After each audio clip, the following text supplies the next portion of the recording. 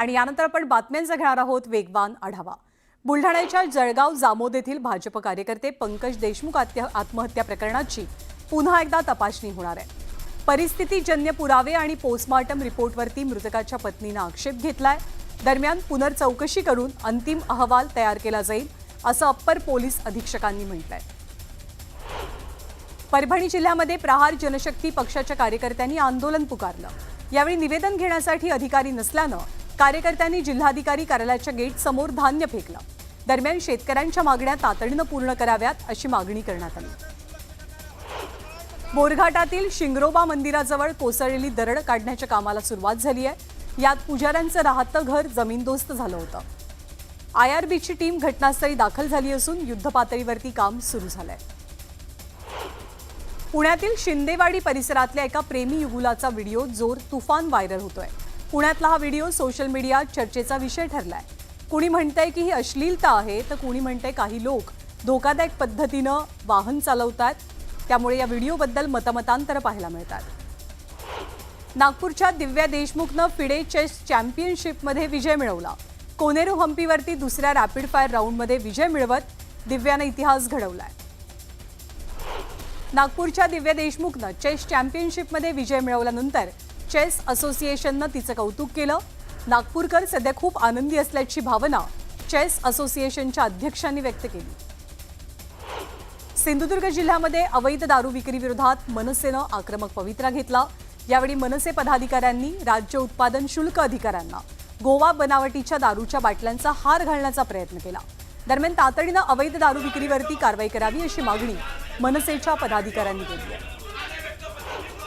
मालेगावमध्ये पहिल्या श्रावण सोमवार निमित्त शिवभक्तांनी कावड यात्रा काढली। यात्रेमध्ये मंत्री दादा भुसेही सहभागी झाले होते।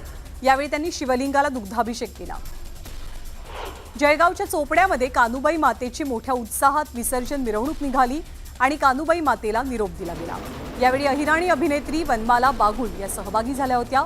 मोठ्या संख्येने भक्तांची सुद्धा उपस्थिती होती। नांदेडच्या देगलूर शहरात गुटखा बंदीसाठी एका सामाजिक कार्यकर्त्याने अनोखं आंदोलन केलं। गुटख्याच्या पुड्यांचे कपडे घालत सामाजिक कार्यकर्त्याने पायी यात्रा काढली। दरम्यान तातडीने गुटखा बंदी करावी अशी मागणी जोर धरते।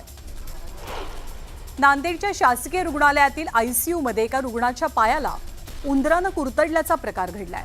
यावेळी आमदार आनंद बोंढारकर हे रुग्णालयात पोहोचले आणि त्यांनी पाहणी केली। रुग्णालयामधली अस्वच्छता पाहून आमदार महोदयांनी अधिकाऱ्यांना धारेवर धरलं। दोषींवरती आता कारवाईचे संकेत मिळतात। धाराशिवमध्ये शिवसेनेच्या बैठकीपूर्वीच राडा झाला। तानाजी सावंतांचा बॅनरवरती फोटो नव्हता, त्यामुळे समर्थकांनी जोरदार विरोध केला आणि राडा घातला। दरम्यान शिवसैनिकांनी तुफान घोषणाबाजी केली। गोंदियामध्ये पोलिसांनी अवैधरित्या शस्त्र बाळगणाऱ्यांवरती कारवाई केली। या कारवाईत पोलिसांनी एका तरुणाला अटक केली आहे। त्याच्याकडनं 2 गावठी पिस्तल आणि 10 जिवंत काडतुसं जप्त झाली आहेत। पहलगाममध्ये दहशतवादी घुसले कसे याचं उत्तर संरक्षण मंत्र्यांनी दिलं नसल्यानं काँग्रेसचे खासदार गौरव गोगोई आक्रमक झाले। तर पहलगाममध्ये सुरक्षा पुरवण्यात सरकार अपयशी ठरल्याचं म्हणत त्यांनी हल्लाबोल केला। काँग्रेसचे ज्येष्ठ नेते सुरेश वरपुडकर भाजपत प्रवेश करतात। उद्या मुंबईमध्ये पक्षप्रवेशाचा कार्यक्रम पार पडेल। यामुळे परभणी जिल्ह्यात काँग्रेसला मोठा धक्का मानला जातोय। सरकारवरती दबाव आणण्यासाठी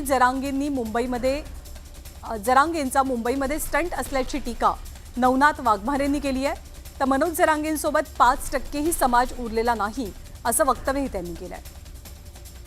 मंत्री माणिकराव कोकाटेंना मंत्रिपदावरून हटवण्याची मागणी शरद पवारांच्या राष्ट्रवादी काँग्रेसची आहे। यासाठी रायगड जिल्हाधिकाऱ्यांच्या कार्यालयात पदाधिकाऱ्यांनी निवेदन सादर केलं। नाफेड कांदा खरेदी उद्यापासून बंद असणार आहे। यामुळे शेतकऱ्यांनी संताप व्यक्त केला। नोंदणी केलेल्या शेतकऱ्यांची खरेदी शिल्लक असल्यानं शेतकऱ्यांमध्ये चिंतेचं वातावरण आहे। आता खरेदीसाठी मुदतवाढ देण्याची मागणी शेतकरी वर्गातून होतीये। वडवणी तालुक्यातील हरिश्चंद्र पिंपरी जिल्हा परिषदेच्या शाळेची दुरवस्था झाली आहे। यामुळे विद्यार्थ्यांना जीव मुठीत धरून शिक्षणाचे धडे गिरवावे लागतात। तातडीने ही शाळा दुरुस्त करण्याची मागणी विद्यार्थ्यांच्या पालकांची आहे। बारामतीच्या महात्मा फुले चौकातील आंदोलनाची प्रशासनाकडून दखल घेण्यात आली। आंदोलकांच्या मागण्या प्रशासनाने मान्य केल्यात। रहदारीच्या ठिकाणी पोलीस कर्मचाऱ्यांची नियुक्ती आणि आवश्यक ठिकाणी गतिरोधक बसवले जातील। नागपूरमध्ये क्षमतेपेक्षा जास्त विद्यार्थ्यांची वाहतूक करणाऱ्या स्कूल व्हॅनवर पोलिसांनी कारवाई केली. कारवाई करत पोलिसांनी वाहन चालकांना दंड ठोठावलाय. पनवेल अलिबाग एसटी बसला अपघात झाला. ब्रेक फेल होऊन एसटी बस थेट घरात घुसली. सुदैवाने या अपघातात जीवितहानी झालेली नाहीये.